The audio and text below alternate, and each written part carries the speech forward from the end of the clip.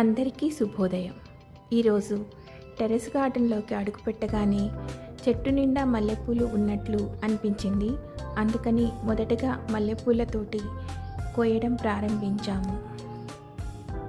ప్రత్యక్ష సూర్య భగవానుడికి నమస్కారం చేసి గణపతిని స్మరించుకొని పూలు కోయడం మొదలుపెట్టాం.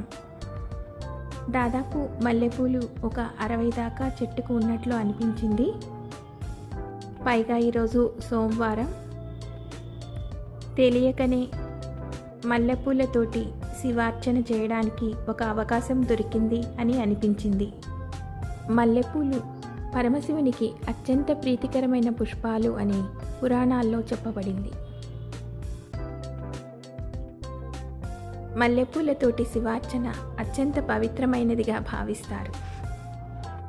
తెల్లని మల్లెపూలు భక్తికి, పవిత్రతకు, శుభ్రతకు చిహ్నం.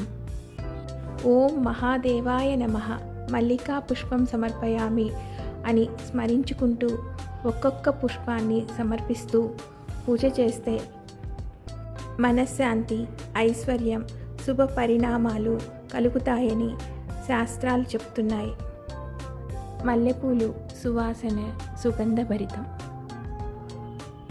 పూజ్యులు గురువుగారు అయిన చాగంటి గారు ఒక సందర్భంలో పూలు కోయడం కూడా పూజలో అంతర్భాగమని సెలవిచ్చారు. మాల కట్టలేదండి. సమయాభావం వల్ల ఒక్కొక్క పుష్పంతో అర్చించుకుంటే సరిపోతుంది అని అనుకున్నాను.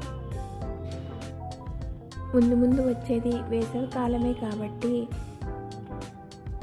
రోజు పూజకు కావాల్సిన పువ్వులు వస్తాయని అనుకుంటున్నాను.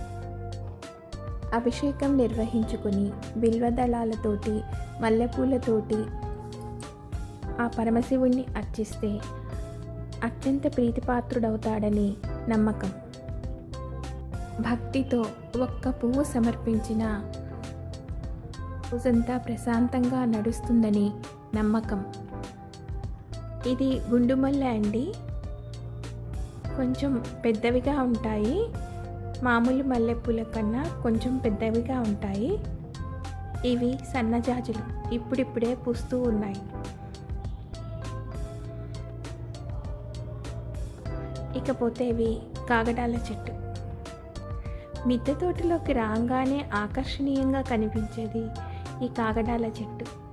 చిన్న కుండీలో కొంచెం పరుచుకున్నట్టు ఉండి ప్రతి కొమ్మకు మరిన్ని పువ్వులు పూస్తుంది.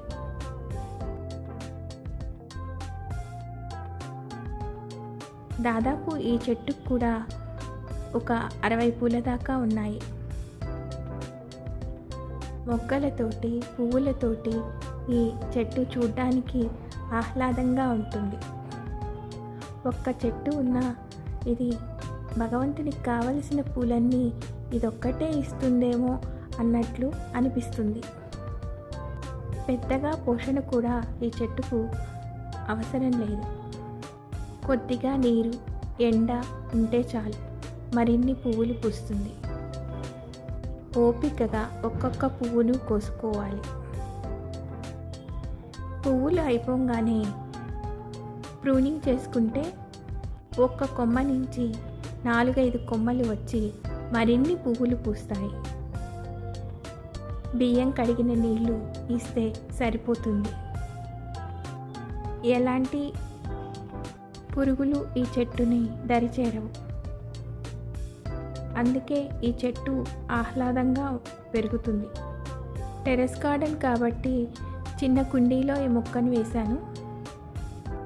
భూమిలో వేస్తే ఇది తీగలాగా పైకి పాకుతుంది. మరిన్ని పూలు, మాలలు కట్టుకోవచ్చు.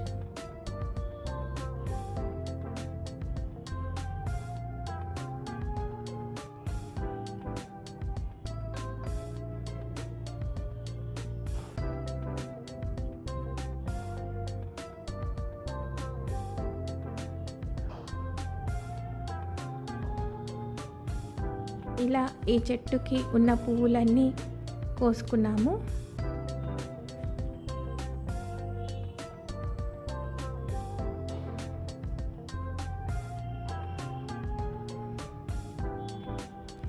ఇకపోతే గులాబీ పువ్వులు చూడ్డానికి అందంగా ఉన్నాయి. అప్పుడే వచ్చిన ఎండ వీటి మీద పడుతూ ఉంటే మెరుస్తూ ఉన్నట్లు అనిపించింది. గులాబీ పువ్వులంటే ఎవరికి ఇష్టం ఉండవు చెప్పండి.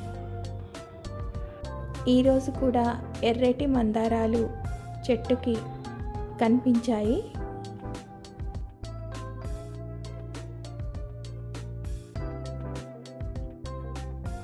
ఒక్కొక్కటి జాగ్రత్తగా కోసుకున్నాము.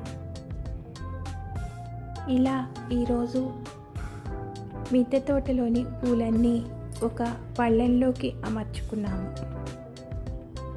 మందారాలు, కాగడాలు, మల్లెపూలు, బిల్వదళాలు, గులాబీలతోటి ఈరోజు ఆ పరమశివుణ్ణి అర్చించుకున్నాం. సోమవారం కావడం వల్ల ఈరోజు శివాభిషేకం చేసుకున్నాం. ఓం నమః శివాయ అని 108 సార్లు జపించుకున్నాం. తదుపరి అన్నపూర్ణేశ్వరిని అర్చించి మండపంలో ఉన్న గణపతిని, లక్ష్మీనారాయణలను, సరస్వతీమాతను పువ్వులతోటి అర్చించి నిత్య పూజ చేసుకున్నాం. ఈ వీడియో మీకు నచ్చుతుందని ముందు మరిన్ని మంచి విషయాలతో మీ Soumika talks. Please like, share and subscribe. Thank you.